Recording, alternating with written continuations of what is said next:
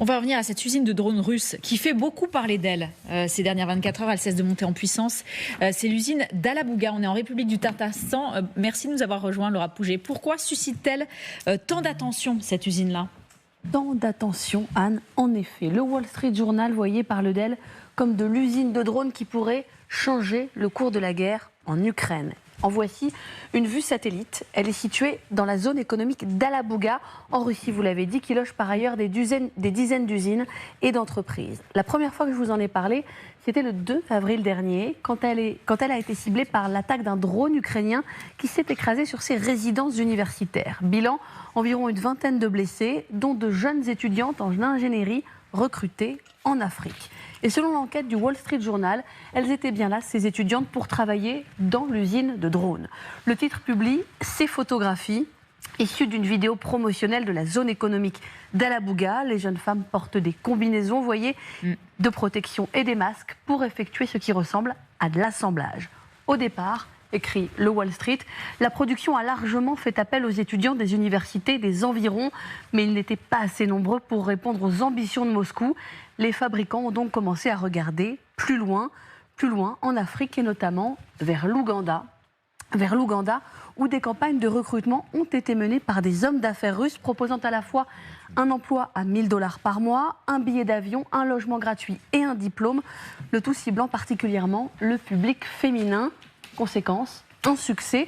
Au total, ce sont plus d'1 millier de femmes venues de toute l'Afrique qui se sont déjà rendues dans la zone franche d'Alabouga et 1 millier d'étudiantes supplémentaires qui devraient rejoindre la promotion cette année, selon les autorités locales. Et Laura, ce n'est pas le seul partenariat qui a été signé par ce site, par cette usine. L'usine de drones d'Alabouga repose sur un partenariat. Un partenariat conclu par la Russie avec l'Iran fin 2022 pour un montant d'1,7 milliard de dollars, payable en partie en lingots d'or, et dont l'objet social est le suivant, la construction de Shahed améliorés à partir de la conception iranienne. On le sait, ces drones ont beaucoup aidé la Russie dans sa guerre contre l'Ukraine, au départ importés d'Iran.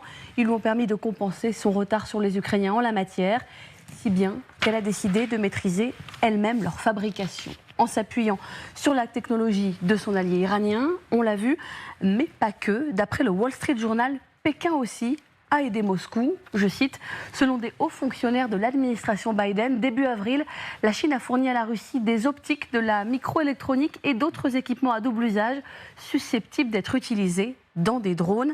Les services ukrainiens ont même identifié une entreprise, celle-ci la Beijing Micropilot, basée dans la capitale chinoise, qui fournirait les moteurs des nouveaux Shahed. Un multipartenariat donc chinois-iranien-africain qui semble porter ses fruits dans son calendrier de production. Il était prévu que l'usine d'Alabouga sorte 6 000 drones Shahed par an. Fin avril, selon l'Institut international d'études stratégiques, un groupe de réflexion basé à Londres, elle était en avance. Elle en avait déjà fourni 4 500. Merci beaucoup, Laura Pouget, pour toutes ces informations. Général Yakovlev, ils ont raison de s'inquiéter, ces Ukrainiens. Ce journal titré justement américain, c'est l'usine qui pourrait changer le cours de la guerre, qui pourrait donner une autre dimension à la guerre. Et ils rapportent aussi ces Ukrainiens qui sont très inquiets. Ils ont raison. Je suppose qu'ils ont raison d'être inquiets, oui. Est-ce que ça changerait la guerre ? Je ne sais pas.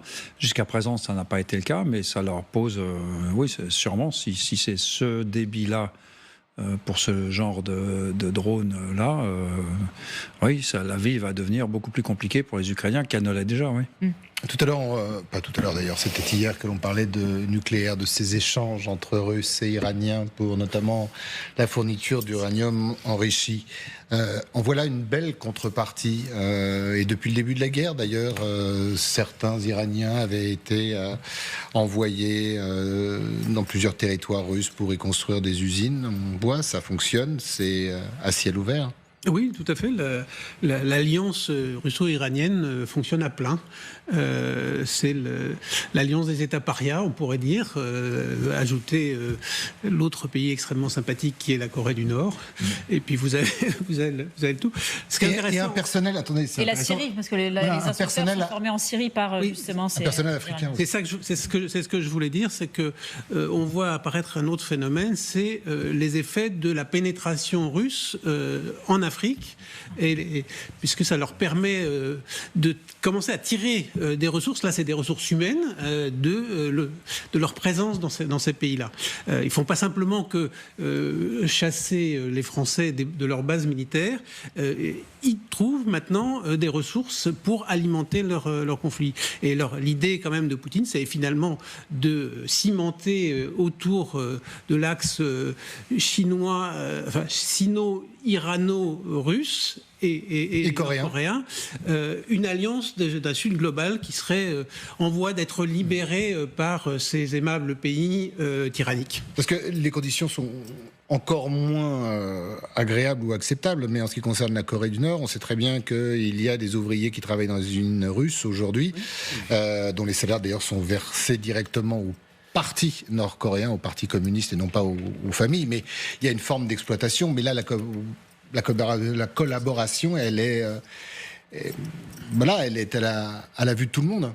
Oui, ils s'en cachent pas. Et ça, c'est relativement nouveau. Alors nouveau, ça fait quand même quelques mois, hein, mais il y a même une forme de pied de nez qui est fait aux Occidentaux depuis un certain temps. La pénétration de la Russie en Afrique, ça ne devrait surprendre personne aujourd'hui que la Russie exploite toutes leurs possibilités en Afrique maintenant qu'ils ont réussi à en faire partir les derniers Occidentaux qui restaient. Les Chinois ont une stratégie, je ne vais pas dire similaire, mais également de pénétration du marché africain, avec des conditions qui sont quand même assez questionnables, d'un point de vue de la moralité notamment. Mais ça montre bien la stratégie globale de Moscou. Il y a l'Ukraine. Mais il n'y a pas que l'Ukraine. Vladimir Poutine, il voit déjà un après-Ukraine. Alors bien sûr, il s'imagine gagner, un moment, dans un an, dans 10 ans, peu importe, mais il s'imagine gagner. Et puis l'après-Ukraine, c'est quoi ? C'est un système international dual.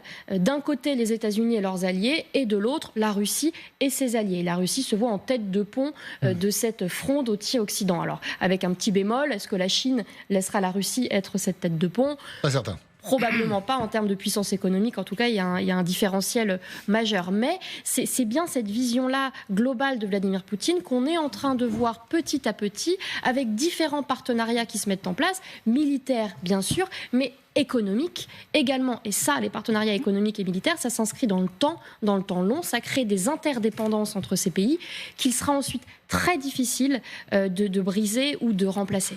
Je voudrais rajouter une chose, parce que on ne fait pas attention. Ce matin, dans La Croix, il y a 2 pages sur la pénétration de l'Église, du patriarcat de Moscou, dans les églises orthodoxes d'Afrique, avec la volonté de chasser le patriarcat de Constantinople et de s'implanter. C'est très important quand on sait que les églises africaines, les chrétiennes, sont des églises extrêmement traditionnalistes, très attachées à une certaine vision des valeurs, notamment sur les questions LGBT, etc., et qu'elles sont de plus en plus déçues de l'Église catholique, en tout cas de Rome. Donc la présence, c'est pas simplement, c'est aussi une présence idéologique qui est au travail. Et ça, c'est très important aussi. Xavier, il y a une véritable montée en gamme. À un moment, ils l'ont dit l'année dernière, les Russes. On a envie de faire nos drones nous-mêmes, d'avoir cette usine de drones nous-mêmes, Shahed. Tout le monde était un peu dubitatif. Ils y arrivent. Ils sont déjà à 4500 drones là, à ce moment-là. Ils vont aller à 6000 unités. Oui, mais tout le monde était heureusement dubitatif. pour le complexe militaro-industriel russe. Moi, j'aurais un avis un peu différent. Sur la question géopolitique, on est tous d'accord. Sur l'échange entre les technologies, entre l'Iran, la Russie et l'échange autour du nucléaire, il se passe des choses qui sont extrêmement graves. Cette usine du Tatarstan, moi ça m'interpelle parce que aller installer cette usine à cet endroit-là, elle a déjà été frappée par un drone ukrainien, donc les Ukrainiens voient la menace, il y a 1300 km depuis la frontière, mais on est allé chercher 2000 ouvrières en Ouganda, comme si la Russie n'avait pas les ressources, n'avait pas la richesse pour fabriquer un drone qui, me somme toute, est un engin relativement rudimentaire et qui aujourd'hui est intercepté à 80 ou 90% par les Ukrainiens. Ce que je veux dire par là, c'est que